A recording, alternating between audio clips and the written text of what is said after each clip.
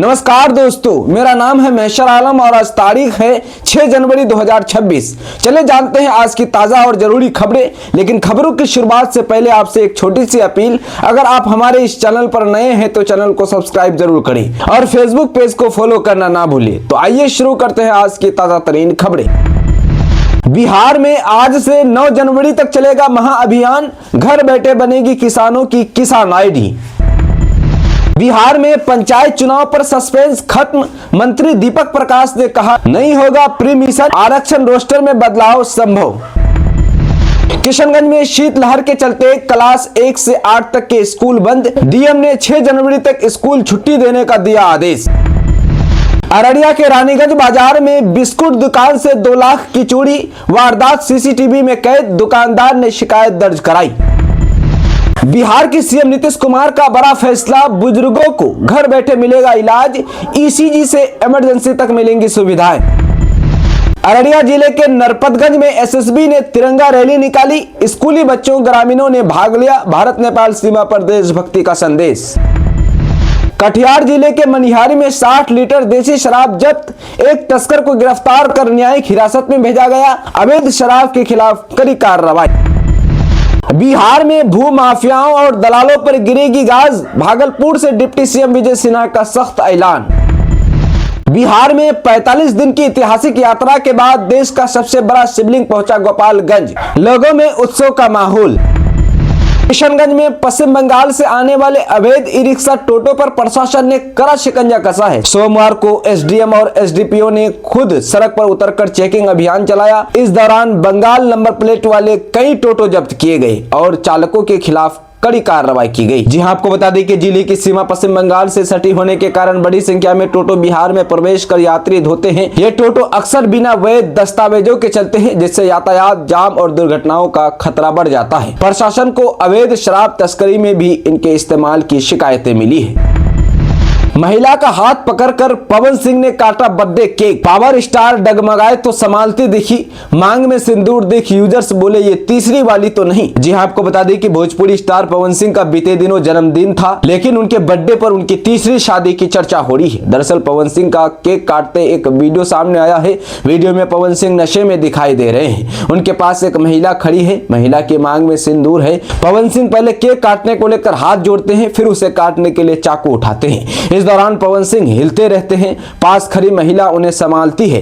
पवन सिंह अपना एक हाथ महिला के कंधे पर रखते हैं, दूसरे से महिला का हाथ पकड़ते हैं और केक काटते हैं। सोशल मीडिया पर यह वीडियो अब चर्चा में है। लोग कह रहे हैं कि कहीं ये तीसरी वाली तो नहीं, पवन सिंह ने शादी कर ली है, इस तरह की बातें भी कही जा रही है। किशनगंज की लड़की 70,000 के गहनों संग लापता, आधार कार्ड में सुधार करवाने निकली थी, मां ने अपहरण की एफआईआर दर्ज कराई। जी आपको बता दें कि किशनगंज में एक युवती आधार कार्ड में सुधार कराने के बहाने घर से लापता हो गई है। शनिवार सुबह निकली युवती अपने साथ अलमारी में रखे करीब 70,000 रुपए मूल्य के सोने चांदी के जेवरात भी ले गई है। परिजनों ने अपहरण की आशंका जताते हुए सदर थाने में प्राथमिकी दर्ज कराई है। लड़की की मां ने पुलिस को बताया कि शनिवार सुबह उनकी बेटी ने घर वालों से कहा था कि वह आधार कार्ड में सुधार कराने जा रही है और जल्द लौट आएगी, लेकिन शाम तक जब वो घर नहीं लौटी तो परिजनों में कोहराम मच गया। 125 यूनिट मुफ्त बिजली योजना के लिए बकाया भुगतान अनिवार्य, कट जाएगा कनेक्शन। यहाँ आपको बता दें कि शहरी के साथ साथ ग्रामीण इलाकों में बिजली बिल बकाया रखने वाले उपभोक्ताओं के खिलाफ विद्युत कंपनी ने सख्त रुख अपनाते हुए व्यापक स्तर पर कार्रवाई शुरू कर दी है। बकाया बिल, अवैध तरीके से बिजली उपयोग और अन्य अनियमितताओं को लेकर जिले भर में विशेष अभियान चलाया जा रहा है। इसके तहत अब तक बड़ी संख्या में बकायेदारों की पहचान की जा चुकी है और कई लोगों के बिजली कनेक्शन काटे भी गए हैं। विभाग के अधिकारियों के अनुसार ऐसे उपभोक्ता चिन्हित किए गए हैं जिन पर लंबे समय से बिजली बिल बकाया है। पूर्णिया जिला के खखरेली में बाइक लूट का मामला, एक अपराधी गिरफ्तार, हथियार के बल पर की थी 1.5 लाख के सामान की लूट। जी हां, आपको बता दें कि मुफस्सिल थाना क्षेत्र के खखरेली में हथियार के बल पर हुई बाइक लूट की घटना में पुलिस ने त्वरित कार्रवाई करते हुए एक अपराधी को गिरफ्तार कर लिया है। पुलिस ने लूटी गई मोटरसाइकिल भी बरामद कर ली है। यह घटना शनिवार रात को हुई थी। आरजेडी पार्टी से जुड़ा हुआ है। जी हां, सूत्रों के अनुसार तेजस्वी यादव जल्द ही प्रदेश अध्यक्ष समेत पार्टी के वरिष्ठ नेताओं के साथ अहम बैठक करने वाले हैं, जिसमें आने वाले समय की रणनीति और संगठन की समीक्षा पर चर्चा होगी। लेकिन बिहार में राजद की हार के बाद सबसे अधिक चर्चा प्रदेश अध्यक्ष मंगनी लाल मंडल की संभावित विदाई को लेकर हो रही है। पार्टी सूत्रों के अनुसार तेजस्वी यादव अब मंगनी लाल मंडल को पद से मुक्त कर सकते हैं। मंगनी लाल मंडल को पद से हटाए जाने के पीछे दो प्रमुख कारण सामने आ रहे हैं। जानकारों के अनुसार उम्मीद के बावजूद ओबीसी वोट बैंक में अपेक्षित प्रभाव नहीं दिखा। अररिया जिले में आग की चपेट में आए 6 घर। जी हां, आपको बता दें कि लाखों रुपए के नुकसान का अनुमान है। पीड़ित कर रहे प्रशासन से उचित मुआवजे की मांग। अररिया के ताराबाड़ी थाना क्षेत्र के बलवात गांव स्थित वार्ड नंबर 8 मुस्लिम टोला में देर रात भीषण आग लग गई। इस घटना में करीब आधा दर्जन घर जलकर पूरी तरह राख हो गए हैं, जिससे कई परिवार बेघर हो गए हैं। स्थानीय ग्रामीणों के अनुसार आग की लपटें अचानक उठी और देखते ही देखते इसने विकराल रूप ले लिया। आग इतनी तेजी से फैली कि लोगों को समझने का मौका नहीं मिला। जब तक ग्रामीण आग बुझाने के लिए एकत्र होते, तब तक आसपास के आधा दर्जन घर इसकी चपेट में आ चुके थे।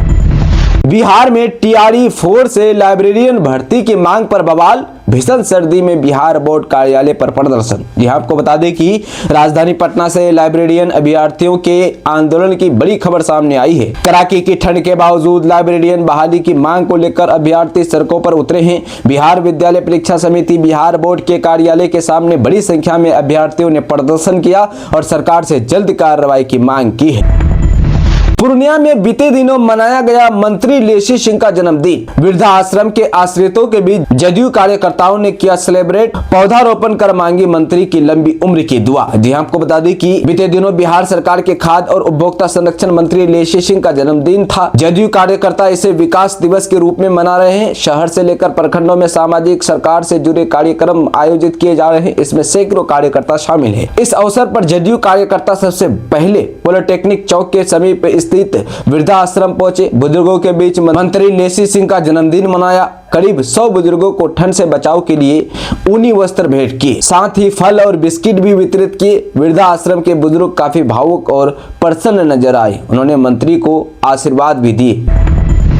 कटिहार में भारतीय किसान संघ का प्रदर्शन। 18 किसान परिवारों का आर्थिक और सामाजिक बहिष्कार किए जाने का मामला, आवेदन पर कार्रवाई न होने से नाराज। जी आपको बता दें कि कटिहार जिले के प्राणपुर प्रखंड अंतर्गत बस्तौल चौक पर सोमवार को भारतीय किसान संघ के बैनर तले किसानों ने सड़क जाम कर प्रदर्शन किया। संघ के प्रखंड अध्यक्ष उमेश कुमार मंडल के नेतृत्व में सैकड़ों किसान बस्तौल चौक पहुंचे और जिला अधिकारी के विरुद्ध विरोध प्रदर्शन किया। किसानों ने बताया कि थाना क्षेत्र के जल्ला हरेरामपुर गाँव के 18 किसान परिवारों का आर्थिक और सामाजिक बहिष्कार कर दिया गया है। उनकी लगभग 90 बीघा जमीन पर लगी मक्की की फसल नष्ट होने के कगार पर है। किसानों के खेतों का पानी रोका गया है और खेत तक पहुंचने का मुख्य साधन नाव का आवाजाही भी बंद कर दिया गया है।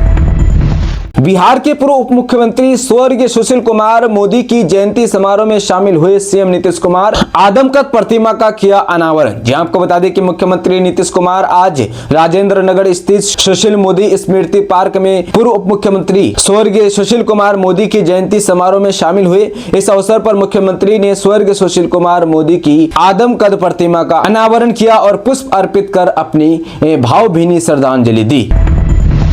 नेपाल की बेटी बिहार की चेयरमैन, 7 साल तक शिक्षक बनकर की नौकरी, अब नगर परिषद की चला रही है सरकार। विदेशी नागरिकता और फर्जी डिग्री का हुआ भंडाफोड़। जी हां, आपको बता दें कि कोसी अंचल में भ्रष्टाचार की एक ऐसी धारा बह रही है जिसमें नियम कानून और राष्ट्रीय सुरक्षा से जुड़े दस्तावेज भी जुगाड़ के आगे बौने साबित हो रहे हैं। सुपौल जिले के त्रिवेणीगंज नगर परिषद के चेयरमैन संगीता कुमारी पर एक ऐसा खुलासा हुआ है जिसने पूरे प्रशासनिक महकमे में हड़कंप मचा दिया है। आरटीआई कार्यकर्ता और जनसुराज नेता अनिल कुमार सिंह ने दस्तावेजों के साथ दावा किया है कि संगीता कुमारी मूल रूप से नेपाली नागरिक है और उन्होंने बिना भारतीय नागरिकता प्राप्त किए न केवल सरकारी नौकरी की बल्कि वर्तमान में चेयरमैन के पद पर भी काबिज है। जांच के अनुसार संगीता कुमारी मूल रूप से नेपाल की सप्तरी जिला इनरवा निवासी सुरेता यादव की पुत्री है। उनकी शादी त्रिवेणीगंज के पूर्व मुखिया विजेंद्र यादव से हुई। भारतीय नागरिकता अधिनियम 1955 के तहत उन्होंने नागरिकता के लिए कोई वैधानिक प्रक्रिया पूरी नहीं की, फिर भी वह भारतीय जनप्रतिनिधि बन गई है। बिहार में आगामी पंचायत चुनाव 2026 को लेकर अटकलों का सिलसिला अब थम चुका है। पंचायती राज मंत्री दीपक कुमार ने सोमवार को गोपालगंज पहुंचकर पंचायत चुनाव को लेकर मीडिया से बातचीत की और कई अहम खुलासे की। मंत्री ने स्पष्ट किया कि पंचायतों के परिसीमन सीमाओं में बदलाव का कोई प्रस्ताव नहीं है और चुनाव जनसंख्या के आधार पर ही होंगे। मंत्री दीपक कुमार ने यहां एक प्रशासनिक बैठक के दौरान पंचायत सरकार भवन, मुख्यमंत्री नल जल योजना, स्वच्छता अभियान और पंचायतों की वित्त स्थिति पर भी समीक्षा की। बैठक के बाद उन्होंने अधिकारियों को आवश्यक दिशा निर्देश दिए कि पंचायत स्तर पर चल रही विकास योजनाओं की गति में कोई भी शिथिलता बर्दाश्त नहीं की जाएगी। उनका स्पष्ट संदेश है कि राज्य सरकार का लक्ष्य अंतिम पायदान पर बैठे व्यक्ति तक पंचायती राज की योजनाओं का लाभ पारदर्शी तरीके से पहुंचाना है। सिस्टम से बाहर होंगे बिचौलिए, भ्रष्टाचार किया तो नपेंगे अधिकारी, दलाली की तो जाएंगे जेल, उप मुख्यमंत्री विजय सिन्हा का अल्टीमेट। जी हां, आपको बता दें कि विजय कुमार सिन्हा ने साफ कह दिया है कि अब बिहार में भूमि विवादों के निपटारे के नाम पर दर्ब पैसा, दबाव और दलाली नहीं चलेगी। सरकार पूरी तरह आम जनता के साथ खड़ी है और माफिया तत्वों को अब जेल की सलाखों के पीछे भेजा जाएगा। उप मुख्यमंत्री ने बताया कि ऑनलाइन सेवाओं को और सरल बनाने के लिए राज्य के प्रत्येक अंचल कार्यालय में CSC केंद्र खोल दिए गए हैं। अब आम लोगों को साइबर कैफे या दलालों के चक्कर नहीं काटने पड़ेंगे। वहां नियुक्ति प्रशिक्षित कंप्यूटर ऑपरेटर मामूली शुल्क पर आवेदन भरने में जनता की मदद करेंगे। बिहार की राजधानी पटना से हर जिले के लिए सरकारी बस। बिहार से दिल्ली समेत 6 राज्यों को सीधे जोड़ने की तैयारी। जी हां, आपको बता दें कि बिहार की राजनीति में अब कनेक्टिविटी नया चुनावी नारा बनती दिख रही है। वर्षों से ट्रेन की भीड़, टिकट न मिलने की परेशानी और लंबी वेटिंग लिस्ट से जूझ रहे बिहार वासियों को राहत देने के लिए राज्य सरकार ने सड़क परिवहन के मोर्चे पर बड़ा दांव चला है। सरकार का फोकस साफ है। अब दूसरे राज्यों में जाने के लिए लोगों को सिर्फ रेलवे पर निर्भर नहीं रहना पड़ेगा, बल्कि बस सेवा के जरिए बिहार को देश के कोने कोने से जोड़ा जाएगा। परिवहन विभाग ने 6 राज्यों और 60 से अधिक शहरों के लिए सीधी बस सेवा शुरू करने की पूरी तैयारी कर ली है। यह फैसला न केवल यात्रियों की सुविधा से जुड़ा है, बल्कि आने वाले चुनावी माहौल में इसे विकास और जनहित की राजनीति के तौर पर भी देखा जा रहा है। सरकार का मानना है कि बेहतर सड़क कनेक्टिविटी से न सिर्फ आम लोगों को फायदा मिलेगा, बल्कि बिहार की छवि भी एक कनेक्ट स्टेट के रूप में मजबूत होगी। बिहार में बेलगाम अपराधियों पर नकेल डालने के लिए पुलिस ने प्लान तैयार कर लिया है। पुलिस अपराधियों से अब सख्ती से निपट रही है। पुलिस मुख्यालय के स्तर पर टॉप 10 और टॉप 20 अपराधियों की सूची जिला और थाने के स्तर पर तैयार करा ली है। जी हां, हालांकि कुख्यात अपराधियों का एनकाउंटर भी किया जा रहा है। पिछले 15 दिनों के अंदर 4 एनकाउंटर की घटना हुई है, जिसमें कुख्यात अपराधी ढेर किए गए हैं। पिछले दिनों कई कुख्यात अपराधियों की गिरफ्तारी बिहार के अलग अलग जिलों से हुई है। वहीं कई कुख्यात अपराधियों का एनकाउंटर भी हुआ है। हर जिले से टॉप 10 अपराधियों की सूची तैयार की जा चुकी है। राज्य में मगध से लेकर कोसी तक टॉप अपराधियों की सूची तैयार कर ली गई है। इस बार अपराध पर नकेल ढीली नहीं पड़ेगी, ये सम्राट चौधरी का बड़ा बयान है। खबर, बिहार में लगेंगी 20 नई फैक्ट्रियां, 125 करोड़ की इन्वेस्टमेंट से मिलेगी हजारों नौकरियां। जी आपको बता दें कि बिहार में उद्योगों के विस्तार को गति देने की दिशा में एक और अहम कदम उठाया गया है। उद्योग सचिव सह बियाडा के निदेशक कुंदन कुमार की अध्यक्षता में आयोजित परियोजना मंजूरी समिति PCC की बैठक में 20 औद्योगिक इकाइयों को जमीन आवंटित की गई है। इन परियोजनाओं के जरिए राज्य में 125 करोड़ से अधिक का निवेश आएगा और करीब 1187 नए रोजगार के अवसर सृजित होने की उम्मीद है। आवंटित भूमि विभिन्न औद्योगिक क्षेत्रों में प्लग एंड प्ले शेड के रूप में दी गई है, ताकि इकाइयां जल्द उत्पादन शुरू कर सके।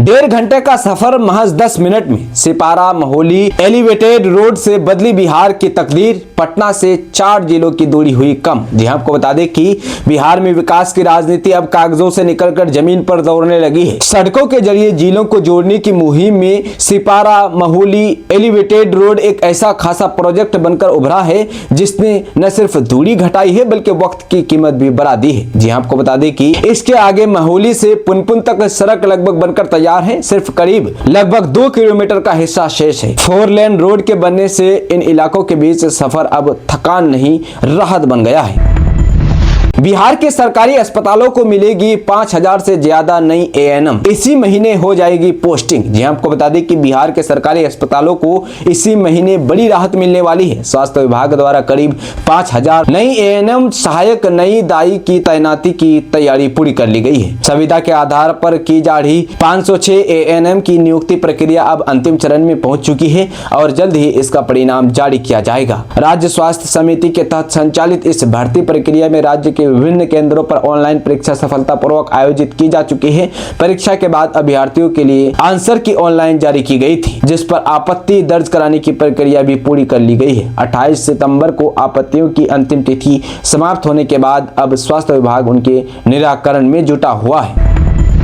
बिहार में बेतिया राज की जमीन को खाली करने का आदेश, 355 परिवारों को नोटिस जारी, लोगों में मचा हाहाकार। जी हमको बता दें कि बिहार के पश्चिम चंपारण जिले में बेतिया राज की जमीन पर बसे सैकड़ों परिवार अब अपने घर छोड़ने के कगार पर हैं। भितहा प्रखंड में बेतिया राज की भूमि पर बसे 350 यानी 355 परिवारों को हटाने की तैयारी की जा रही है। अंचल प्रशासन ने बेतिया राज प्रबंधन के निर्देश के तहत 355 लोगों को नोटिस जारी कर आवास से जमीन खाली करने को कहा है। नोटिस मिलने के बाद से ही लोगों में हाहाकार मचा हुआ है। ग्रामीणों का कहना है कि उनके पूर्वजों को बेतिया राज से जमीन मिली थी और वे इस इलाके में 125 वर्षों से अधिक समय से रह रहे हैं। उन्होंने बताया कि क्षेत्र में कई बार बाढ़ और आग जैसी घटनाओं के कारण उनके पुराने कागजात नष्ट हो गए। अब अंचल प्रशासन इन कागजातों की मांग कर रहा है, जबकि इतने पुराने दस्तावेजों का उपलब्ध न होना स्वाभाविक है। दलालों से भरा है नीतीश सरकार का विभाग, विजय सिन्हा का बड़ा दावा, बता दिया कैसे करेंगे सफाया। जी आपको बता दें कि बिहार के उप मुख्यमंत्री और राजस्व एवं भूमि सुधार विभाग के मंत्री विजय सिन्हा ने सोमवार को बड़ा दावा किया है। विजय सिन्हा ने भागलपुर में जनसंवाद के दौरान कहा कि उनका विभाग दलालों से भरा पड़ा है। उनके विभाग यानी राजस्व एवं भूमि सुधार विभाग में दलालों की संख्या बढ़ गई है। दलालों ने विभाग में कब्जा कर रखा है। विजय सिन्हा ने उन सभी दलालों को चेतावनी भी दे दी है। विजय सिन्हा ने साफ और कड़े शब्दों में कहा है कि वो उन दलालों का सफाया करने आए हैं। विजय सिन्हा ने अपने विभाग के सभी अधिकारियों को चेतावनी भी दी है। उन्होंने अधिकारियों को संभलने का और ईमानदारी से काम करने की सलाह दी है। विजय सिन्हा ने साफ कहा है कि अब उनके विभागों में दलालों की कोई जगह नहीं होगी। विभाग में जितने भी दलाल होंगे उनका सफाया होगा।